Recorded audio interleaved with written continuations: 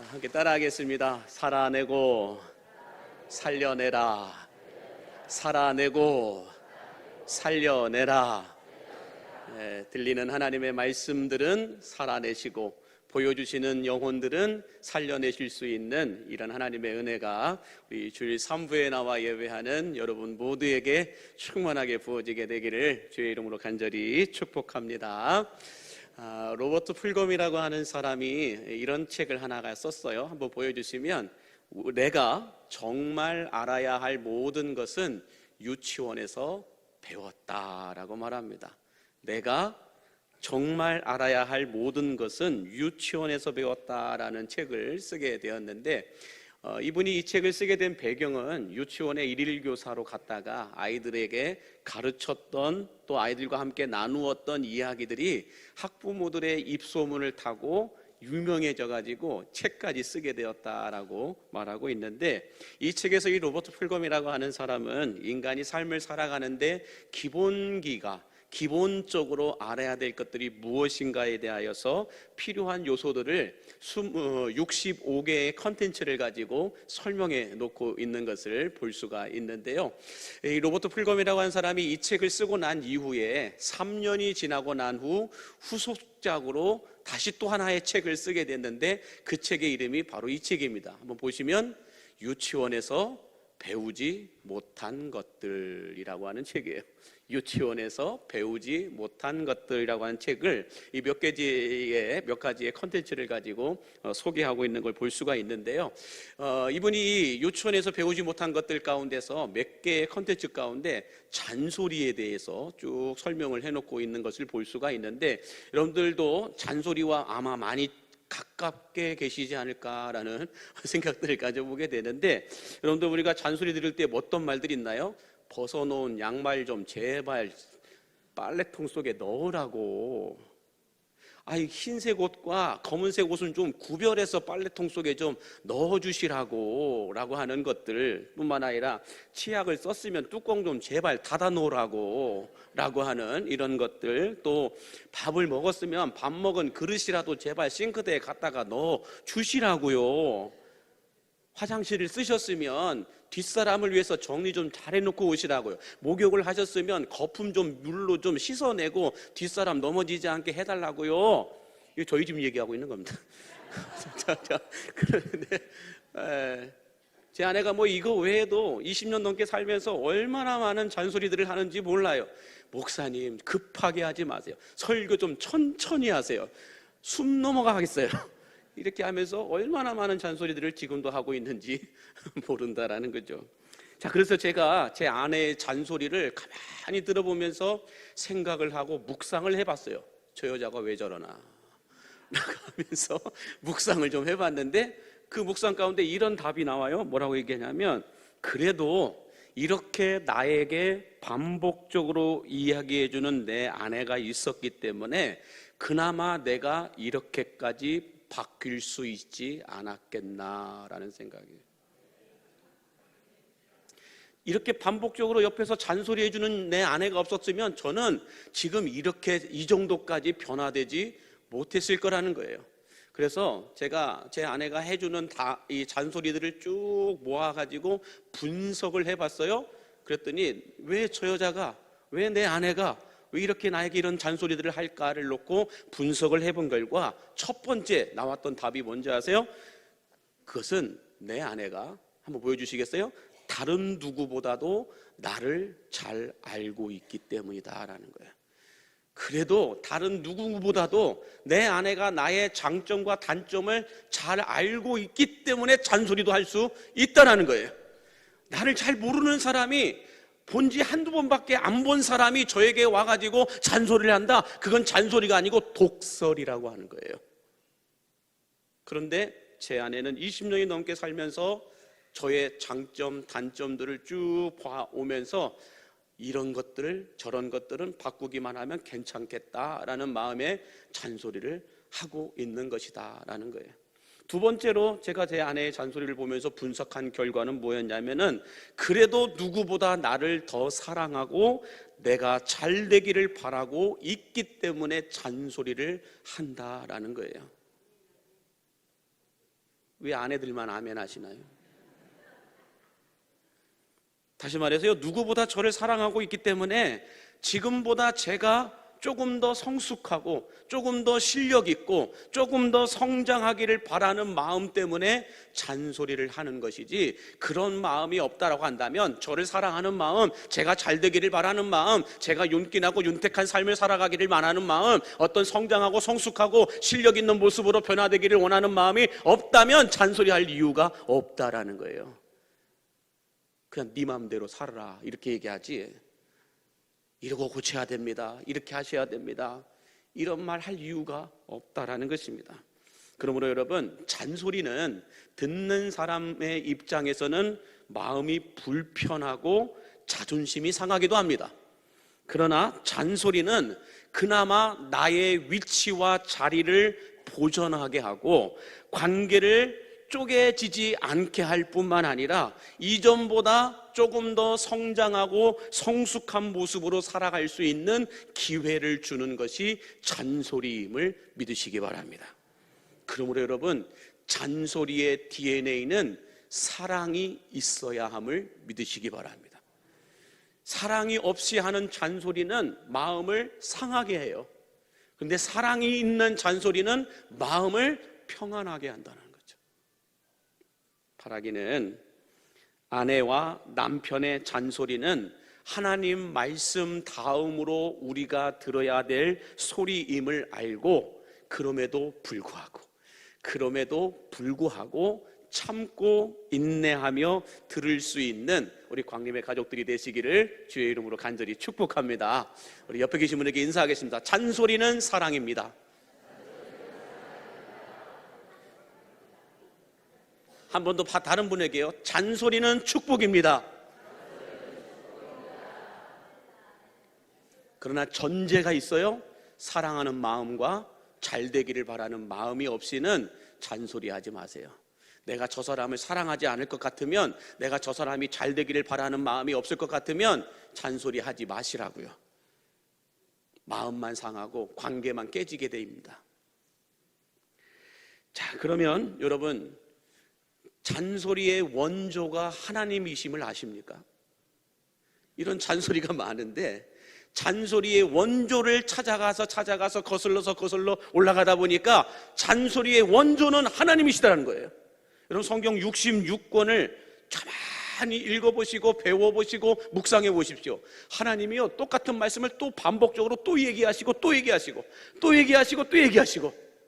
얼마나 잔소리가 심하신지 몰라요. 여러분, 성경을 조금 연구하신 분들을 보면은 성경에 무엇 하라라고 하는 이 말씀은 3분의 1 정도가 쓰여져 있어요. 그런데 무엇 하지 말라라고 하는 말은 3분의 2 정도가 쓰여져 있어요. 그런데 여러분, 무엇 하라, 무엇 하지 말라 다 잔소리 아니에요? 그렇지 않습니까? 무엇 해야 한다, 이렇게 해야 된다, 이거 절대 하지 마라, 이건 안 된다, 이 모든 게 다 잔소리라는 거예요. 그래서 여러분, 제가 이 성경을 바라보면서 왜 이렇게 하나님이 나에게 잔소리를 하실까? 왜 이렇게 잔소리가 심하실까? 이걸 놓고 묵상을 하다가 그 이유를 좀 발견하게 되었는데, 그 이유는 제가 서두에 말씀을 드렸듯이, 제 아내를 비유하여 말씀드렸듯이 하나님께서 왜 우리에게 이렇게 잔소리를 하실까? 그 첫 번째 이유는 하나님은 나보다 나를 더 잘 알고 계시기 때문이다라는 거예요. 나를 창조하신 하나님은 내가 어떤 생각을 갖고 있고, 내가 어떤 장점이 있고 어떤 단점이 있고, 내가 무엇이 부족하고, 이 모든 걸 다 알고 계신다라는 거예요. 그래서 사랑의 하나님이신 우리 주님은 내가 잘 되기를 바라는 마음에서 잔소리를 하기 시작하신다라는 거예요. 그리고 이 하나님의 잔소리인 하나님의 말씀이 있었기 때문에, 이 말씀으로 인하여, 이 하나님의 잔소리로 인하여 그나마 내가 여기까지 올 수 있었음을 믿으시기 바랍니다. 자, 여러분, 좀 어려운 단어인데 마이크로메이징이라고 하는 단어가 있어요. 이 마이크로메이징이라고 하는 단어는 무엇이냐면, 사회 속에서는 대부분 부정적인 의미로 쓰여지는 것이 마이크로메이징이라고 얘기합니다. 그 이유를 보니까 지나친 간섭이나 하나에서 10가지 쫓아다니면서 개입해서 가르치려고 할 때 마이크로메이징 한다라고 이야기하고 있습니다. 여러분, 요 근래 어린이들이 제일 싫어하는 엄마가 누군지 아세요? 헬리콥터 맘이에요. 이 헬리콥터 맘은 아이가 뭘 하려고 하면 헬리콥터처럼 둥둥둥둥둥 떠다니면서 아이 주변을 맴돌면서 모든 것을 간섭하고 지나치게 관여해서 이거 하지 마라, 그건 안 된다, 이건 먹어야 된다, 그건 안 된다, 계속해서 지나치게 관여하고 간섭하는 엄마를 헬리콥터 맘이다라고 얘기해요. 자, 그런데 여러분, 이것을 조금만 더 우리가 냉정하게 살펴보면 실제적으로 아이들이 건강하게 잘 자라나는 데 있어서 여러분, 제일 중요하고 제일 필요한 사람이 누구예요? 엄마예요. 그렇지 않을까요? 다른 누군가가 와서 내 자식을, 다른 누군가가 와서 나를 이렇게 해라 저렇게 하라고 우린 말하지 않아요. 그런데 엄마는 아니에요. 헬리콥터 맘이 돼가지고 두두두두두두두두두 만안경으로 보면서 이렇게 해야 된다, 저렇게 해야 된다, 그렇게 하면 안 된다, 그러면 못 쓴다, 뭐 이렇게 하면서 이야기를 한다라는 거예요. 그래서 우리 자녀들이 내가 어떻게 살아야 하는지 가장 가까이서 가장 구체적으로 이 마이크로 매니징 해줄 수 있는 사람이 바로 엄마이다라는 거예요. 그냥 모르는 사람이 길 가는 사람 잡아가지고 당신 그렇게 살면 안 된다, 당신 머리카락을 그렇게 해줘서는 안 된다, 당신 배때기가 그렇게 나와서는 안 된다, 이렇게 하면서 당신 다리가 그렇게 짧으면 안 된다, 이렇게 이야기하면 기분만 나쁘지 그것을 기쁨으로 받아들이지는 않는다라는 거예요. 그래서 여러분, 오늘날 우리가 살아가고 있는 이 시대를 어떤 시대라고 해요? 포스트 모더니즘 시대라고 하잖아요. 포스트 모더니즘 시대를 살아가고 있는 이 시대는 자율적인 시대를 원하고 있습니다. 자율적인 시대예요. 그래서 누군가가 나를 터치하는 걸 싫어해요. 함께 사는 것도 싫어해요. 그냥 자율적으로 자유롭게 살게 내버려 두라는 거예요. 그래서 맨날 나 혼자 산다, 나 혼자 먹는다, 나 혼자 즐긴다, 나 혼자 이걸 자율이라고 얘기를 해요. 자유라고 이야기하기도 하고요. 그래서 이렇게 자율적인 것을 원하는 시대 가운데 헬리콥터 맘이나 또 어떤 이런 뭐라고 할까요, 마이크로 매니징 시대를 살아가고 있는 사람들은 어떻게 앉아세요? 이 교회에 벌써 나왔을까요? 뭐라고 얘기하냐면 꼰대라고 얘기를 해요.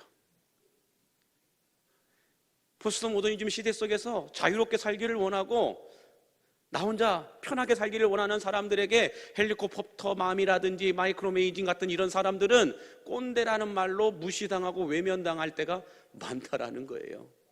그래서 최근 리더십 전문 연구소인 커넥팅 더 닥치라고 하는 곳에서 이런 연구 결과를 발표를 했어요. 이제 띄워주세요. 자, 함께 같이 읽어보겠습니다. 시작. 오늘날 자율의 시대 속에서 마이크로 매니징은 시대적 상황과 맞지 않다고 하여 홀대받고 심지어는 죄악시 여기면서 마이크로 매니징 하려고 하는 사람들은 철저히 외면당하고 있다. 그러나 그렇지 않다. 자율이라고 하는 것은 기본기가 되어 있지 않은 사람들은 사용할 수 없는 도구이다 라고 말해요.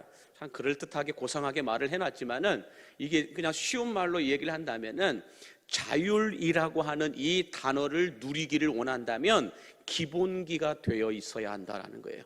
기본기가 되어 있지 않은 사람에게 자유를 맡겨놔버리면 엉망이 돼버린다라는 거예요.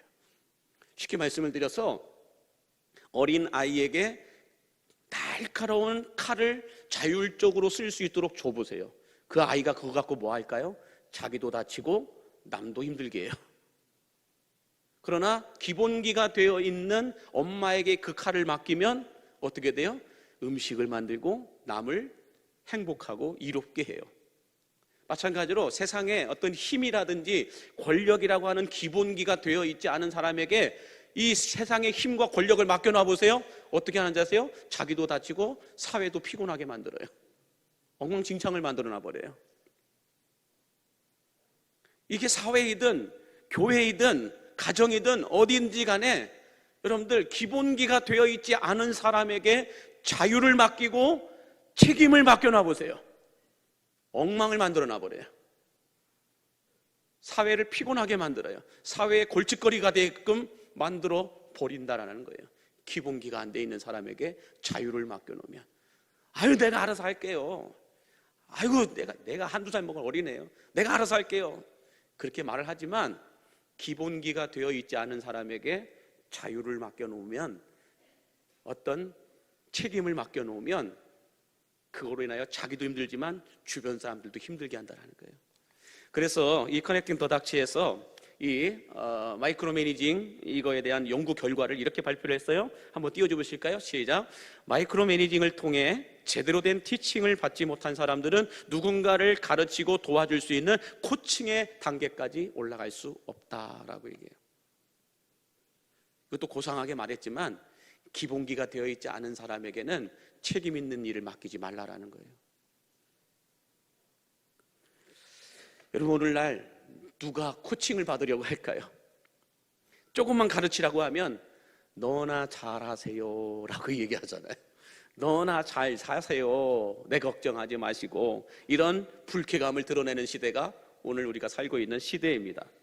그러나 하나님은 이와는 정반대로 뭐라고 말씀하세요? 너희가 말씀으로 마이크로 매니징 되지 않으면 세상을 섬길 수도 없고, 세상을 도와줄 수도 없고, 누군가를 가르칠 수도 없고, 누군가를 섬길 수 있는 그 코칭의 단계까지 올라갈 수 없다라고 말씀하는 거예요.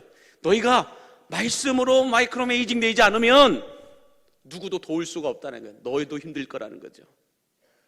자, 그러면 여러분, 이 마이크로 매니징이라고 하는 것이 필요한 사람들, 지나치게 하나에서 10가지 간섭하면서 구체적으로 가르쳐 줘야 되는 사람들, 이렇게 구체적으로 가르침을 받아야 될 경우들은 언제일까요?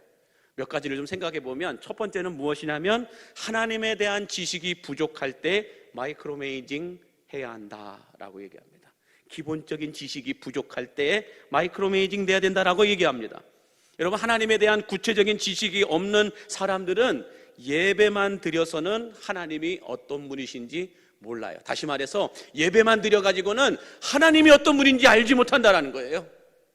그래서 하나님이 진짜 어떤 분이신지를 우리가 알기 위해서는 성경을 공부하고 성경을 교육받고 성경을 통하여 훈련받아야 된다는 거예요. 그렇지 않고서 예배만 드려가지고는 진짜 하나님이 어떤 분이신지 알 수도 없고 만날 수도 없고 체험할 수도 없다라는 거예요. 그냥 신앙만 있어요. 신앙은 있는데 그 신앙에 내용이 없어요. 하나님이 어떤 분이신지를 알아야 내 신앙에 진짜 내용이 있는 건데, 하나님이 어떤 분이신지 모르면 예배만 드리면 신앙은 있어요. 그런데 내용이 없어요. 이 하나님에 대한 기본적인 지식이 부족하게 되면은 여러분, 우리가 교회 생활은 할지 몰라도 신앙 생활은 잘 못해요. 그래서 제가 예전에 섬겼던 교회에서 이런 일이 있었어요. 제가 성경 공부를 하는데 성경 공부하는 분들에게 이렇게 얘기했어요. 자, 다 같이 나훔서 2장을 펴보겠습니다 라고 얘기했어요. 그랬더니 어떤 분이 그래요. 목사님, 제 성경책엔 나훔서가 없는데요. 지금 여러분들 표정에도 나훔이 있어? 뿐만 아니라 제가 성경 공부할 때도 이런 얘기를 했어요. 막달라 마리아가 예수님이 죽으시고 난 후에 최초로 무덤에 갔습니다 라고 얘기했어요. 그랬더니 엉뚱한 질문을 해요. 목사님, 마리아가 왜 예수님 무덤에 가서 뭘 달라고 했나요? 막달라 마리아.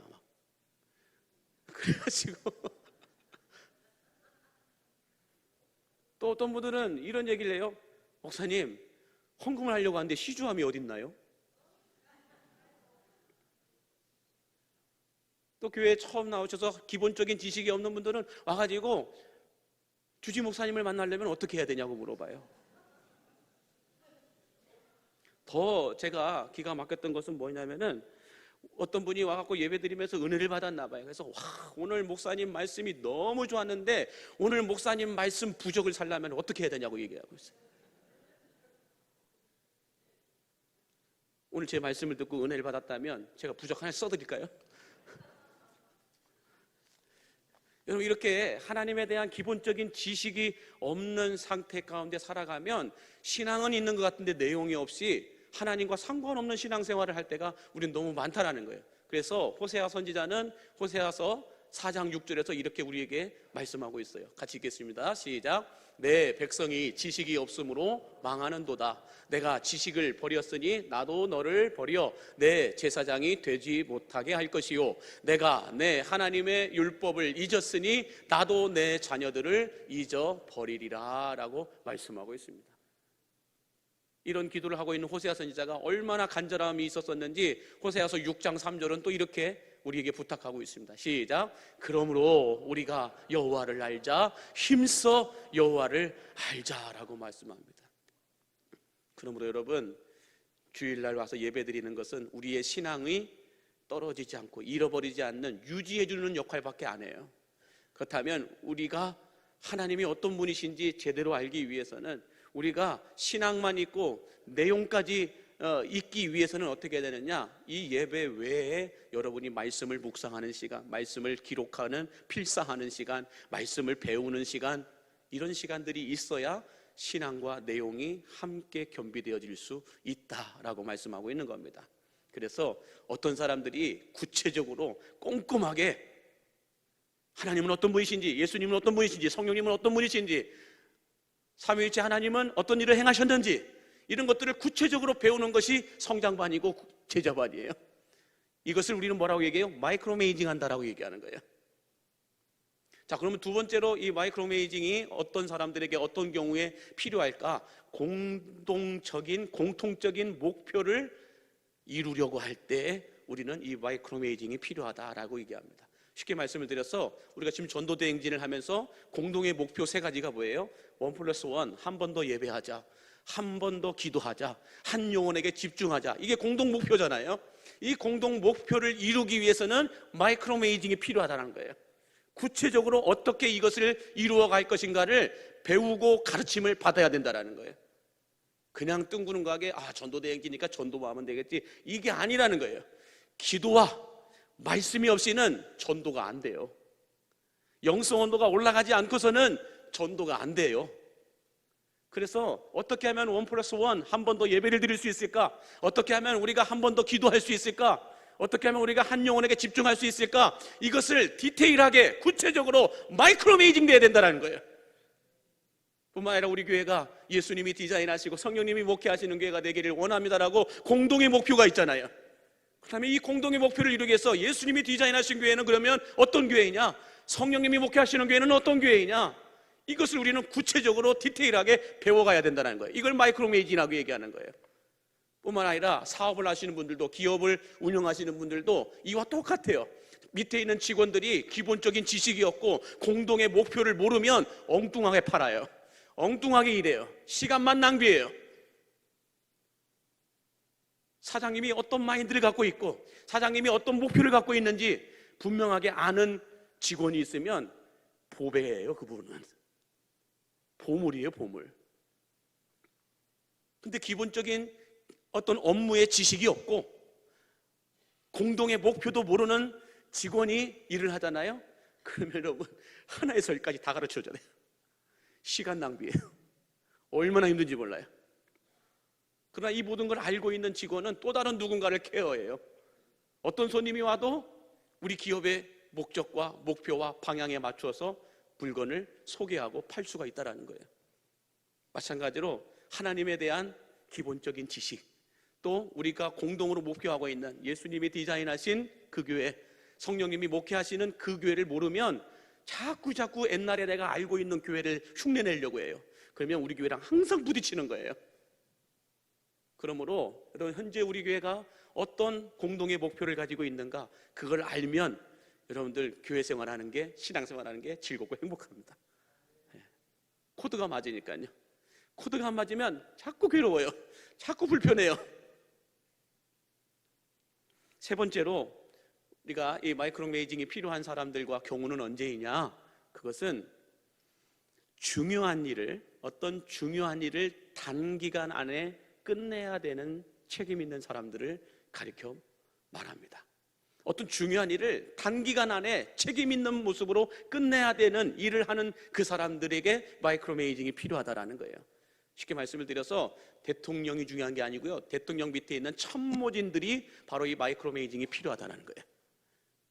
국회의원의 보좌관들, 어느 기업의 비서실에 있는 사람들, 시장님 밑에 있어서 일하는 사람들, 어떤 팔로워라고 하는 이 사람들이 마이크로매니징이 되어 있지 않으면 자꾸 오너에게 틀린 정보를 줘요. 자꾸 오너에게 틀린 결정을 하게 해요. 그래서 대통령보다 더 심각한 사람들은 밑에 참모진들인 거예요. 이 사람들이 마이크로 매니징 되어 있지 않으면 잘못된 정보, 잘못된 결과를 내놔요. 그럼 대통령은 그걸 가지고 또 엉뚱하게 말을 해요. 그러면 세상이 엉망진창이 돼요. 나라뿐만 아니라 교회도 마찬가지예요. 교회 안에도 여러분들 이 마이크로 매니징이 필요한 중간 팔로워들이 있죠. 항종직들이라고 하는 사람들이에요. 이분들은 정확하게 알아야 돼요. 교회가 무엇인지, 하나님은 어떤 분이신지, 교회는 무엇을 하는 곳인지, 우리 교회는 무엇을 추구하고 있는지, 어떤 방향을 갖고 가고 있는지. 항종직들이 정확한 마이크로 매니징이 되어 있지 않으면 새가족들이 왔을 때 엉뚱한 소리예요. 엉뚱하게 행동해요. 근데 이 항종직들이라고 하는, 중간에 팔로워라고 하는 이 어떤 단기간 안에 중요한 것들을 끝내야 되는 어떤 이 그룹들은 정확한 어떤 마이크로 매니징이 되어 있으면은 누가 오더라도 교회를 행복하게 만든다라는 것입니다. 그러므로 여러분, 하나님의 말씀, 이 하나님의 잔소리와도 같은 하나님의 말씀을 우리가 부지런히 마이크로 매니징 되어서 하나님이 어떤 분이신지 우리가 제대로 알고 신앙생활 하실 수 있게 되기를 주의 이름으로 간절히 축복합니다. 자, 그러면 마지막으로 하나님은 과연 무엇으로 우리를 마이크로 매니징 시키실까? 오늘 본문 16절과 17절에 이렇게 기록하고 있습니다. 같이 함께 보겠습니다. 모든 성경은 하나님의 감동으로 된 것으로 교훈과 책망과 바르게 함과 의로 교육하기에 유익하니,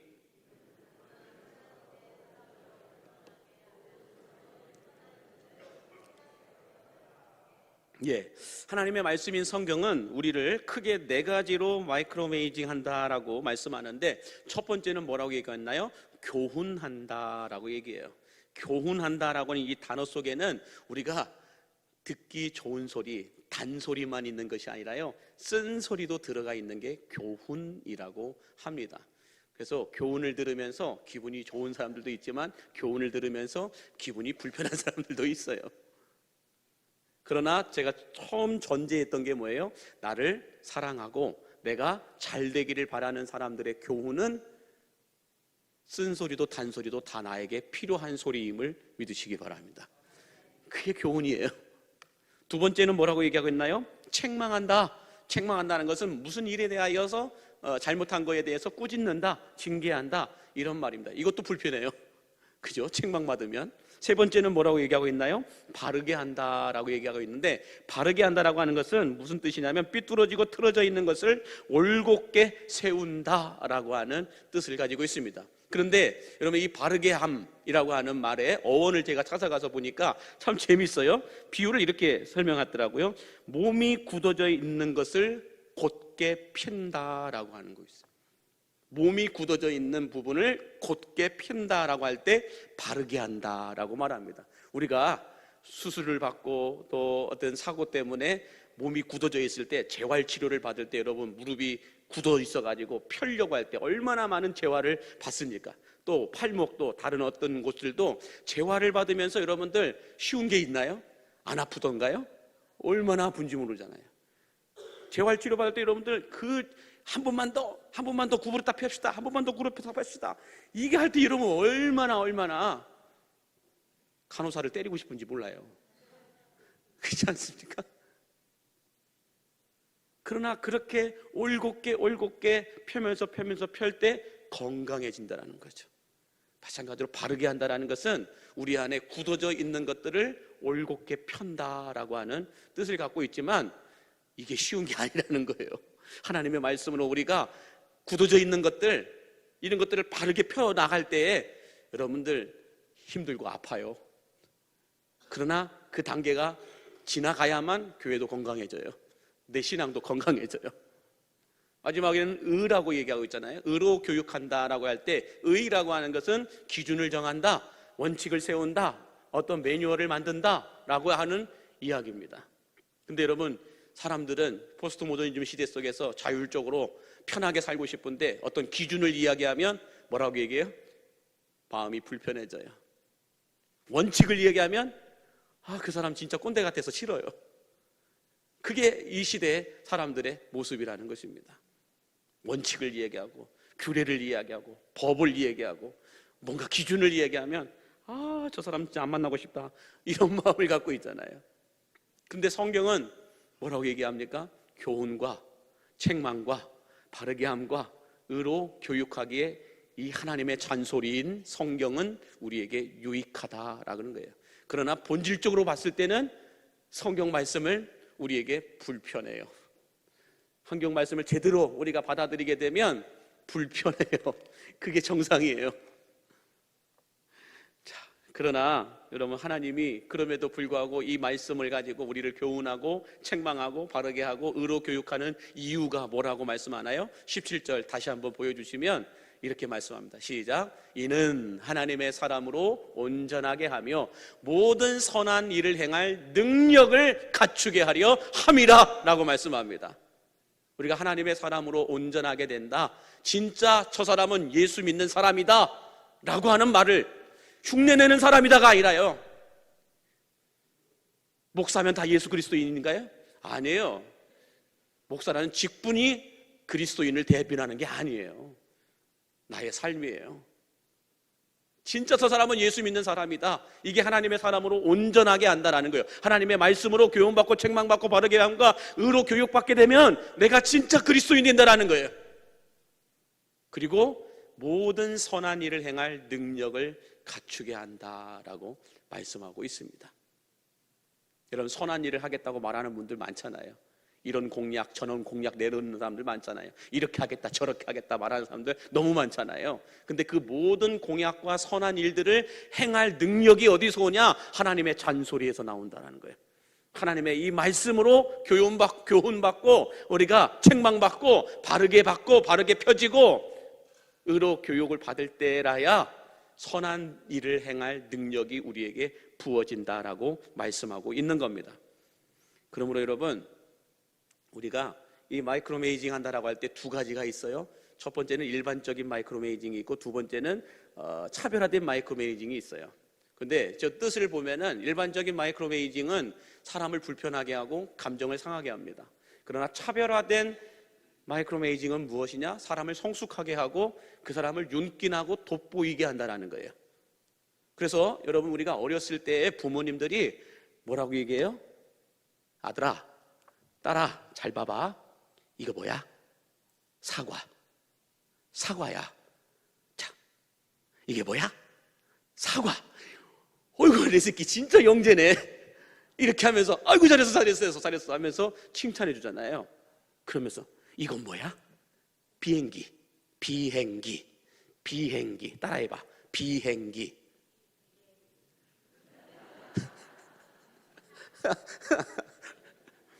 비행기. 이것은 자전거야. 이건 호랑이야. 이것은 원숭이야. 이렇게 하면서 가르치잖아요. 이걸 마이크로메이징 한다라고 얘기하거든요. 그런데 이걸 누가 가르치냐에 따라 달라져요. 엄마가 가르치면 이 아이를 사랑하고 이 아이가 잘 되기를 바라는 마음에서 가르치는 엄마의 마이크로메이징은 차별화된 마이크로메이징이에요. 그러나 훈계하고 뭔가 불편해하고 불어다 놓고 혼내키려고 앉아있는 사람이 내가 너 이거 몇 번이나 얘기했어. 이거 뭐라고? 사과라고. 사과. 이게 뭐라고? 비행기라고. 비행기. 몇 번을 얘기해. 머릿속에 뭐가 들어있는 거야? 몇 번을 얘기해. 비행기. 따라해봐. 비행기. 발음 이게 뭐야? 비행기. 이것은 일반적인 마이크로메이징이에요. 일반적인 마이크로메이징은 사람을 불편하게 하고 마음을 상하게 해요. 그러나 차별화된 마이크로메이징은 뭐예요? 사람을 윤기나게 하고 돋보이게 하고 성장하게 하고 성숙하게 만들어서 품격 있는 국가대표가 되게 한다는 거예요. 저는 우리 광림교회 모든 성도들이 하나님의 말씀으로 교훈되어지고 또한 책망받게 되고 바르게 펴지고 의로 교육을 받음으로 인하여서 차별화된 마이크로메이징의 교육을 받을 수 있게 되길 바랍니다. 그러면 그렇게 훈련받은 아이들은 사회에 나가서도 따뜻하게 돼요. 그렇게 교육받고 훈련받은 사람들은 자기가 속해 있는 공동체와 조직을 윤기나게 만들어요. 품격 있게 만들어요. 그런 사람이 대통령이 되면 나라의 품격이 높아져요. 그런 사람이 시장이 되고 그런 사람이 조직의 오너가 되고 CEO가 되면 그 기업이 복을 받게 돼요. 저는 우리 광림교회의 모든 성도들이 일반적인 마이크로매니징이 아니라 차별화된 마이크로매니징을 훈련받음으로 인하여서 어떤 누가 우리 광림교회에 오든지 간에 색안경을 끼고 보는 것이 아니라요, 그리스도의 마음으로 품어줄 수 있게 되기를 바랍니다. 잘 오셨다고 등록 안 하셨냐고, 괜찮다고, 새가족 방문카드만 쓰셔도 선물은 받는다고, 괜찮다고, 안 써도 좋다고, 대신 밥은 먹고 가라고, 우리 교회 밥이 기가 막히게 코가 차게 맛있다고, 밥은 먹고 가라고, 아 바쁘시냐고 오늘, 그럼 다음 주에 와서 밥 먹고 가라고, 이렇게 차별화된 마이크로매니징을 한다라는 거예요. 그래서 누가 오든지 간에 여기 내가 항상 앉아서 기도하는 자리인데 그냥 앉으시라고 그렇게 하면서 예배는 이렇게 드리는 거라고, 우리 교회는 이런 순서가 있다고, 우리 교회는 이런 사람들이 있다고 구체적으로 가르쳐 주잖아요. 마이크로매니징 한다는 거예요.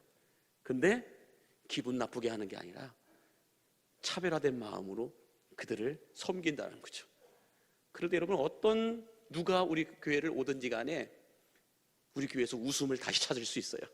감사를 다시 찾을 수 있어요. 하나님을 향한 예배를 다시 회복할 수가 있다는 거예요. 그러므로 여러분, 하나님은 저와 여러분을 위해 하나뿐인 독생자 예수 그리스도를 십자가에 내어주시기까지 우리를 사랑하신 분이심을 믿으시기 바랍니다. 뿐만 아니라 불꽃 같은 눈으로 연초부터 연말까지 우리가 잘 되기를 바라시고 원하시는 분이심을 믿으시기 바랍니다. 그 하나님이 우리에게 잔소리하십니다.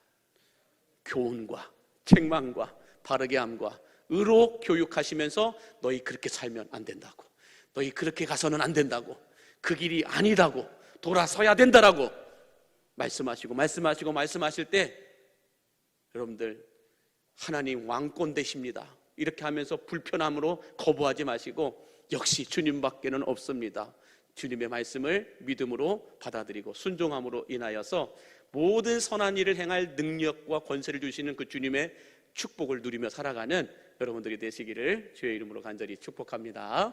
기도하겠습니다.